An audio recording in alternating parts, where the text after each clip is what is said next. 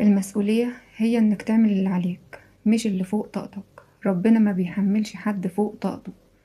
مادام اتحطيت في الوضع يبقى انت قده. مسؤوليتك هي فرض، والواجب اللي ربنا كلفك بيه تجاه نفسك وكل المسؤولين منك. ده غير ان مفيش حاجة بنعملها بتضيع عند ربنا. اي حاجة بنعملها صدقة، واجرها محفوظ عند ربنا.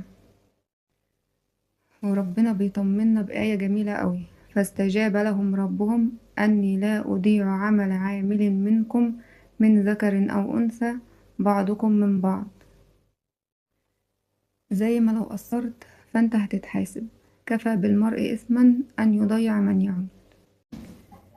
يعول الناس اللي انت بتعولهم، اللي تحت مسؤوليتك: أهلك، بيتك، شغلك.